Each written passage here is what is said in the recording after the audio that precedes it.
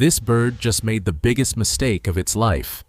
For 6 years, this oxpecker had fed safely on the backs of elephants. Today, one elephant decided that was over. What you're about to see isn't the peaceful cleaning story you've heard 100 times. This is the moment the relationship broke. Deep in the East African bush, a lone bull elephant moves through the dry grassland, his enormous body swaying with each step, ears flapping lazily against the heat. Like most elephants, his skin is a highway for parasites, ticks, burrowed into the folds behind his ears, along his legs, deep in the wrinkles of his trunk. For most of his life, this has been manageable. A few oxpeckers pass through, pick off what they can, and move on. A quiet, unremarkable arrangement. But today, something is different. A single yellow-billed oxpecker lands on his shoulder, not a stranger. This bird has fed on this exact elephant before. Dozens of times. It knows this body. It knows where the ticks hide. It should have known better than to come back. The bird starts where it always starts, behind the ear, probing into the fold with its sharp yellow and red bill. A tick disappears. Then another. For a moment, everything looks routine. Then the oxpecker moves lower toward a patch of skin near the elephant's shoulder that isn't just infested, it's wounded. An old scrape, half-healed, still tender.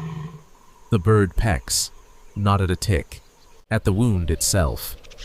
The elephant's ear flicks once, a warning most viewers would miss. But the bird doesn't move on. It pecks again, and again. Each strike reopens the wound just a little more, and each time, a small amount of blood becomes the bird's real reward. This is the truth nobody puts in the highlight reel. Some oxpeckers don't just clean wounds, they keep them open on purpose. A slow, repeat feeding site is worth more to the bird than a dozen quick ticks elsewhere. For a moment, the elephant tolerates it. He's tolerated worse for years. But this time, the pecking doesn't stop. 3 times, 4 times, 5. And then everything changes. The elephant's trunk snaps upward and back, slamming against his own shoulder with startling speed for an animal his size. The oxpecker barely gets airborne in time, wings thrashing as it scrambles off the skin a split second before the trunk connects. He doesn't stop there.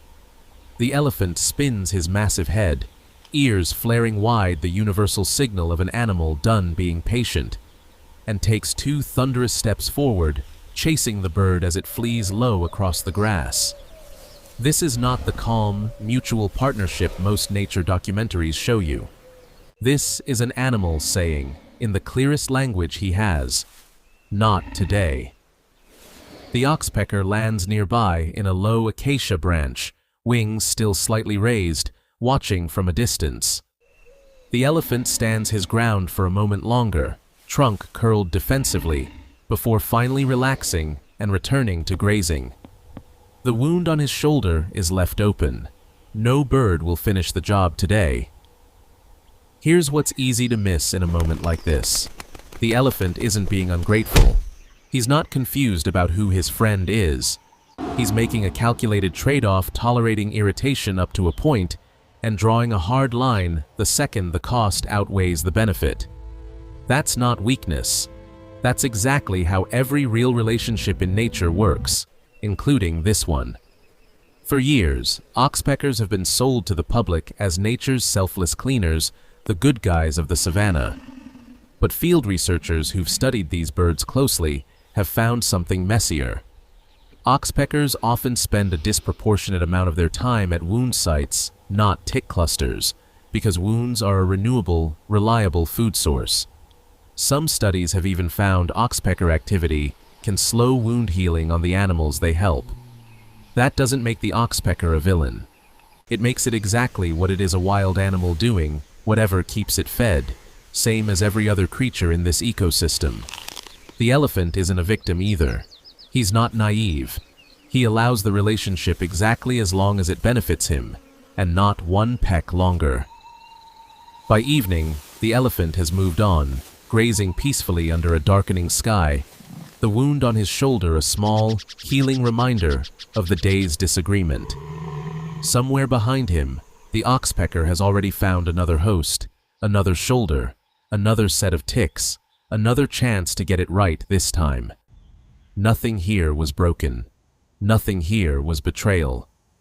This is simply what balance looks like when two wild animals are both allowed to say no. The oxpecker will be back. Maybe tomorrow, maybe next week.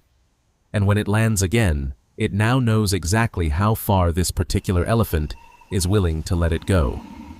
In the wild, trust isn't given freely, it's negotiated, one peck at a time. This encounter reveals the honest, unfiltered nature of the oxpecker-elephant relationship. An animal that has coexisted safely with this bird for years finally reaches a breaking point when repeated feeding at an open wound crosses from tolerable annoyance into active harm, prompting the elephant to assert a clear boundary through force rather than passive discomfort. What plays out isn't a story of betrayal or villainy, but a demonstration of how wild partnerships are constantly renegotiated. The elephant permits the relationship only as long as it serves him, and withdraws consent the moment the cost outweighs the benefit, while the oxpecker, driven purely by survival instinct, moves on to find another host without malice or memory of the conflict. In the end, nothing is truly broken.